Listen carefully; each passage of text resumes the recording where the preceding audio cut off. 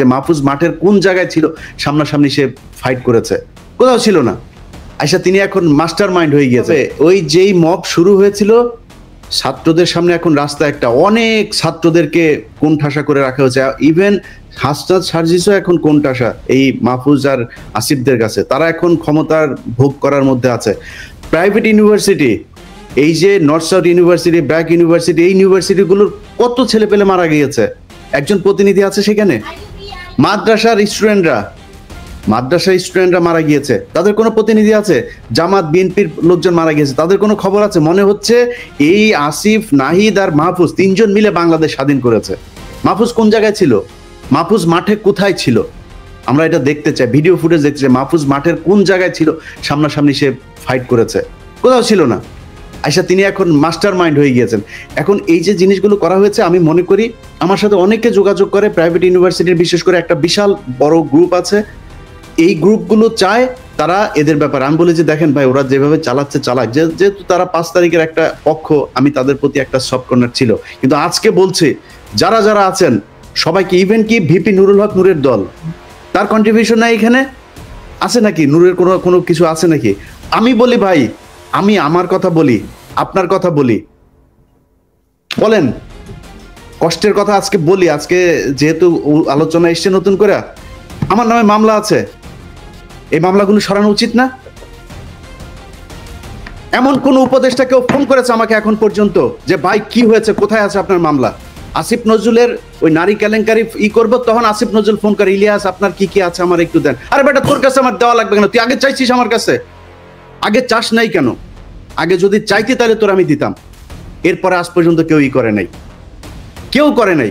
আমরা এটার কোনো পক্ষ না, আমাদের কাছে জিজ্ঞেস করার প্রয়োজন নেই। আমাদের কোনোদিন একটা ফোন করে তো কোনো মন্ত্রণালয় থেকে ফোন করে বলে নাই যে ভাই আপনারা, আপনাদের প্রতি কৃতজ্ঞতা, বেটা চেয়ারটা তো পাইছিস আর বসে গেছিস। চেয়ার কি এমনি এমনি হয়েছে নাকি? এই বাংলাদেশে আজকে যে মানুষের যেই ভারত বিরোধী যে মনোভাব, এটা ইলিয়াস, পিনাকি, কনক স্যার তারা তৈরি করেছে, এই জন্য হয়েছে। এত সহজে আসে নাই।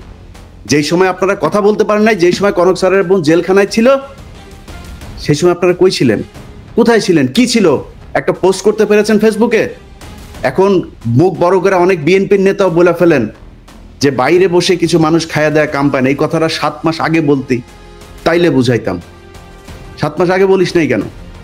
তো আমি মনে করি বাংলাদেশে সবাইরে তো ঢালাওভাবে বলা সম্ভব না। জামাত, বিএনপি, হেফাজত, এই প্রাইভেট ইউনিভার্সিটি, পাবলিক ইউনিভার্সিটি, এই যে এখন দেখেন যেখানে যাচ্ছে তারা মার খাচ্ছে। কারণ কি? কারণ ওই পক্ষটা তাদের এই কার্যক্রমকে পছন্দ করে না। তো আমি মনে করি তাদের কালকে থেকে যেখানে যেখানে, সময় টিভিতে এখন পর্যন্ত খুনিরা বসে অফিস করে। ভাই খুনি কেমনে অফিস করে? তা বলেন তাহলে, যে কেউ মারা যায় নাই, আপনি হত্যা মামলার আসামিরা আপনি অফিস করতে দেন, এটা কোন ধরনের নাটক? আশিক রহমান, এই যে আরটিভির হত্যা মামলার আসামি, কই আপনি তারা ধরেন না? সো কালকে থেকে লিস্টিং করতে হবে কোন কোন অফিসে এখন পর্যন্ত হত্যা মামলার আসামিরা আছে, আওয়ামী লীগের দোষর আছে, সেই অফিসে যায় তারপরে বাই ফোর্স তাদেরকে ওইখান থেকে সরাইতে হবে। সাংবাদিক, প্রথম আলোর যেসব সাংবাদিকরা এই বাংলাদেশে ভুয়া জঙ্গি বানায় তারপরে তাদেরকে 12 বছর গুম করে রেখেছে, তাদেরকে কি করতে হবে? সবচাইতে বড় কাজ যেটা, সেটা হচ্ছে যারা এই 12 বছর গুম ছিল, ভাই আপনারা লোক পান না, কারে কোথায় বসাবেন, কে ভালো মানুষ? আরে ভাই ভালো মানুষের দরকার নেই, খারাপ মানুষের নিয়ে বসান। মনে করেন গুম ছিল এরা খুব খারাপ মানুষ, পরে নিয়ে বসান, ও যাই করুক অন্তত বিট্রে করবে না। আওয়ামী লীগকে আনার জন্য ওরা কোনো কাজ করবে না, কারণ ওরা 12 বছর গুম ছিল। এই লোকগুলির কোথাও বসানো নেই। গুম ঘরে নিয়ে যায় পরিদর্শনে, সেখানে হাসিনুর রহমানরে নিয়ে যায় না। আপনি কোন দেশে আছেন? আপনার এই ওয়াকারের গায়ে আগুন জ্বলা যায় হাসান নাসের আর আসিনুরের নাম শুনলে। আপনি কে ওয়াকার মিয়া? আপনার জীবনের সবচাইতে বড় পাপ, আপনি যে দোজকে যাবেন, আপনি নাকি মাগরিব থেকে এসা পর্যন্ত আপনি নাকি কোরআন ছাড়া কিছু বুঝেন না। আমাদেরকে বুঝায় গেল ভাই, আজকে বলি নামটাম না বলি, আমার আর কনক ভাইরে আর্মির প্রতিনিধি দল আইসা নিউ ইয়র্কে এসে বুঝায় গেল, উনি মাগরিব থেকে এসা পর্যন্ত কারোর সাথে দেখা করেন না, কোরআন শরীফ পড়েন। এইভাবে নাকি কেমনে পরে চশমা চোখে দিয়ে এইভাবেও দেখা গেল না, একদম সামনে বসা। আমরা বিশ্বাস করলাম। আমরা কিন্তু তারপর থেকে পিনাকি দাদার কাছে আমি মাপ চাই আজকে। পিনাকি দাদা আমারে বলছে যে তুমি ইয়ারে কেন করলা, ওয়াকারে কেন ব্ল্যাঙ্ক সাপোর্ট দিলা? ওকে দাদা করেন, দেখেন বিডিআর এটা নিয়ে ভালো একটা রেজাল্ট আসবে। ফারাবির এখন পর্যন্ত ছাড়ে নাই। আমারে বললো ইলিয়াস আপনি কি চান? আমি বললাম আমি চাই বাংলাদেশের আলেমগুলো, যেই আলেমরা, যেই ছাত্রদল, ছাত্র শিবির, যেই লোকগুলোকে শেখ হাসিনা 12 বছর জেলে পাঠিয়েছিল, তাদের সবাই ছাড়বেন। ফারাবির নাম ধরে বলেছে, ফারাবির এখন পর্যন্ত ছাড়ে নাই। তো পিনাকিদার কথা সেদিন না শুনে আমার ভুল ছিল, আজকে বুঝতে পারলাম। এই জন্য পিনাকিদার কাছে, অতএব এই জায়গাগুলো ঠিক করতে হবে। আমরা কারোর আর বিশ্বাস করি না, আবার ফের সেই জায়গায় আসতে হবে। যারা আছেন কালকে থেকে লিস্টিং করতে হবে, লিস্টিং করে তারপরে ঠিক করতে হবে কোথায় কোথায় কোন কোন অফিসে আওয়ামী লীগের দালাল আছে। দল নিষিদ্ধের আগে এদেরকে আগে এখান থেকে সরাইতে হবে। নাইলে যারা এখন এই যে আওয়ামী লীগের লোকজন দেখেন, বিএনপির ভাই এবং জামাতের ভাইদের বলি, তারা এখন আপনাদের দলে যাওয়ার জন্য পারাপারি করে না, কালকে দেখবেন সবার আগে আপনারা ধরবে। অতএব জামাত বিএনপি কোনো দলের মধ্যে কোনো ভাগাভাগি নাই।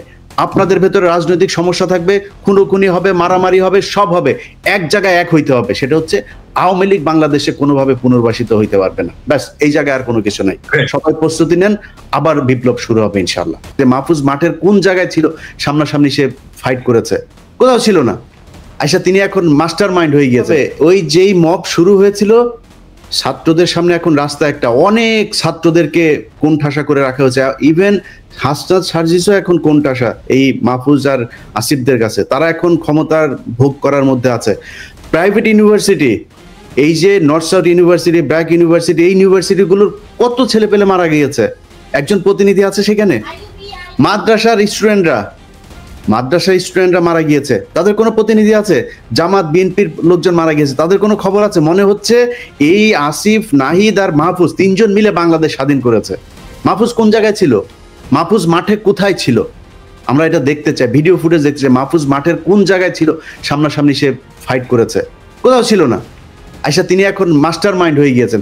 এখন এই যে জিনিসগুলো করা হয়েছে, আমি মনে করি আমার সাথে অনেকে যোগাযোগ করে, প্রাইভেট ইউনিভার্সিটির বিশেষ করে একটা বিশাল বড় গ্রুপ আছে, এই গ্রুপগুলো চায় তারা এদের ব্যাপারে। আমি বলি যে দেখেন ভাই, ওরা যেভাবে চালাচ্ছে চালাক, যেহেতু তারা 5 তারিখের একটা পক্ষ, আমি তাদের প্রতি একটা সফট কর্নার ছিল।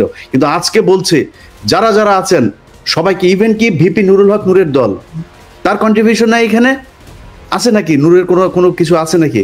আমি বলি ভাই, আমি আমার কথা বলি, আপনার কথা বলি, বলেন কষ্টের কথা আজকে বলি। আজকে যেহেতু আলোচনা এসছে নতুন করে, আমার নামে মামলা আছে, এই মামলাগুলো সরানো উচিত না? এমন কোন উপদেষ্টা কেউ ফোন করেছে আমাকে এখন পর্যন্ত যে ভাই কি হয়েছে, কোথায় আছে আপনার মামলা? আসিফ নজরুলের ওই নারী কেলেঙ্কারি করবো, তখন আসিফ নজরুল ফোন করে, ইলিয়াস আপনার কি কি আছে আমার একটু দেন। আরে বেটা, তোর কাছে আমার দেওয়া লাগবে কেন? তুই আগে চাইছিস আমার কাছে? আগে চাস নাই কেন? আগে যদি চাইতি তাহলে তোর আমি দিতাম। এরপরে আজ পর্যন্ত কেউই করে নাই, কেউ করে নাই। আমরা এটার কোনো পক্ষ না, আমাদের কাছে জিজ্ঞেস করার প্রয়োজন নেই। আমাদের কোনোদিন একটা ফোন করে তো কোনো মন্ত্রণালয় থেকে ফোন করে বলে নাই যে ভাই আপনারা, আপনাদের প্রতি কৃতজ্ঞতা, বেটা চেয়ারটা তো পাইছিস আর বসে গেছিস। চেয়ার কি এমনি এমনি হয়েছে নাকি? এই বাংলাদেশে আজকে যে মানুষের যেই ভারত বিরোধী যে মনোভাব, এটা ইলিয়াস, পিনাকি, কনক স্যার তারা তৈরি করেছে, এই জন্য হয়েছে। এত সহজে আসে নাই। যেই সময় আপনারা কথা বলতে পারেন নাই, যেই সময় কনক স্যারের বোন জেলখানায় ছিল, সেই সময় আপনারা কই ছিলেন? কোথায় ছিলেন? কি ছিল? একটা পোস্ট করতে পেরেছেন ফেসবুকে? এখন মুখ বড় করে অনেক বিএনপির নেতাও বলে ফেলেন যে বাইরে বসে কিছু মানুষ খায়া দেয়া কাম পায় না। এই কথাটা 7 মাস আগে বলতি, তাইলে বুঝাইতাম। 7 মাস আগে বলিস নাই কেন? তো আমি মনে করি বাংলাদেশে সবাইরে তো ঢালাওভাবে বলা সম্ভব না। জামাত, বিএনপি, হেফাজত, এই প্রাইভেট ইউনিভার্সিটি, পাবলিক ইউনিভার্সিটি, এই যে এখন দেখেন যেখানে যাচ্ছে তারা মার খাচ্ছে। কারণ কি? কারণ ওই পক্ষটা তাদের এই কার্যক্রমকে পছন্দ করে না। তো আমি মনে করি তাদের কালকে থেকে যেখানে যেখানে, সময় টিভিতে এখন পর্যন্ত খুনিরা বসে অফিস করে। ভাই খুনি কেমনে অফিস করে? তা বলেন তাহলে যে কেউ মারা যায় নাই, আপনি হত্যা মামলার আসামিরা আপনি অফিস করতে দেন, এটা কোন ধরনের নাটক? আশিক রহমান, এই যে আরটিভির হত্যা মামলার আসামি, কই আপনি তারা ধরেন না? সো কালকে থেকে লিস্টিং করতে হবে কোন কোন অফিসে এখন পর্যন্ত হত্যা মামলার আসামিরা আছে, আওয়ামী লীগের দোষর আছে, সেই অফিসে যায় তারপরে বাই ফোর্স তাদেরকে ওইখান থেকে সরাইতে হবে।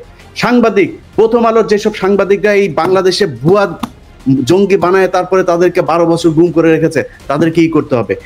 সবচাইতে বড় কাজ যেটা, সেটা হচ্ছে যারা এই 12 বছর গুম ছিল, ভাই আপনারা লোক পান না, কারে কোথায় বসাবেন, কে ভালো মানুষ? আরে ভাই ভালো মানুষের দরকার নেই, খারাপ মানুষের নিয়ে বসান। মনে করেন গুম ছিল, এরা খুব খারাপ মানুষ, পরে নিয়ে বসান, ও যাই করুক অন্তত বিট্রে করবে না। আওয়ামী লীগকে আনার জন্য ওরা কোনো কাজ করবে না, কারণ ওরা 12 বছর গুম ছিল।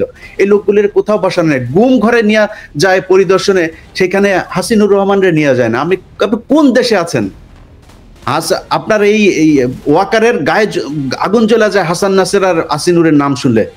আপনি কে ওয়াকার মিয়া? আপনার জীবনের সবচাইতে বড় পাপ, আপনি যে দোজকে যাবেন, আপনি নাকি মাগরিব থেকে এসা পর্যন্ত আপনি নাকি কোরআন ছাড়া কিছু বুঝেন না। আমাদেরকে বুঝায় গেল ভাই, আজকে বলি নামটাম না বলি, আমার আর কনক ভাইরে আর্মির প্রতিনিধি দল আসা নিউ ইয়র্কে এসে বুঝায় গেল উনি মাগরিব থেকে এসা পর্যন্ত কারোর সাথে দেখা করেন না, কোরআন শরীফ পড়েন। এইভাবে নাকি কেমন পরে চশমা চোখে দিয়ে এইভাবেও দেখা গেল না, একদম সামনে বসা। আমরা বিশ্বাস করলাম। আমরা কিন্তু তারপর থেকে পিনাকি দাদার কাছে আমি মাপ চাই আজকে। পিনাকি দাদা আমারে বলছে যে তুমি ইয়ারে কেন করলা, ওয়াকারে কেন ব্ল্যাঙ্ক সাপোর্ট দিলা। ওকে দাদা ইয়ে করেন, দেখেন বিডিআর এটা নিয়ে ভালো একটা রেজাল্ট আসবে। ফারাবির এখন পর্যন্ত ছাড়ে নাই। আমারে বললো ইলিয়াস আপনি কি চান? আমি বললাম আমি চাই বাংলাদেশের আলেমগুলো, যেই আলেমরা, যেই ছাত্রদল, ছাত্র শিবির, যেই লোকগুলোকে শেখ হাসিনা 12 বছর জেলে পাঠিয়েছিল তাদের সবাইরে ছাড়বেন। ফারাবির নাম ধরে বলেছে, ফারাবির এখন পর্যন্ত ছাড়ে নাই। তো পিনাকিদার কথা সেদিন না শুনে আমার ভুল ছিল, আজকে বুঝতে পারলাম। এই জন্য পিনাকিদার কাছে, অতএব এই জায়গাগুলো ঠিক করতে হবে। আমরা কারোর আর বিশ্বাস করি না, আবার ফের সেই জায়গায় আসতে হবে। যারা আছেন কালকে থেকে লিস্টিং করতে হবে, লিস্টিং করে তারপরে ঠিক করতে হবে কোথায় কোথায় কোন কোন অফিসে আওয়ামী লীগের দালাল আছে। দল নিষিদ্ধের আগে এদেরকে আগে এখান থেকে সরাইতে হবে। নাইলে যারা এখন এই যে আওয়ামী লীগের লোকজন দেখেন, বিএনপির ভাই এবং জামাতের ভাইদের বলি, তারা এখন আপনাদের দলে যাওয়ার জন্য পারাপারি করে না, কালকে দেখবেন সবার আগে আপনারা ধরবে। অতএব জামাত, বিএনপি কোন দলের মধ্যে কোনো ভাগাভাগি নাই। আপনাদের ভেতরে রাজনৈতিক সমস্যা থাকবে, খুনোখুনি হবে, মারামারি হবে, সব হবে, এক জায়গায় এক হইতে হবে। সেটা হচ্ছে আওয়ামী লীগ বাংলাদেশে কোনোভাবে পুনর্বাসিত হইতে পারবে না। ব্যাস, এই জায়গায় আর কোনো কিছু নাই। সবাই প্রস্তুতি নেন, আবার বিপ্লব শুরু হবে ইনশাআল্লাহ।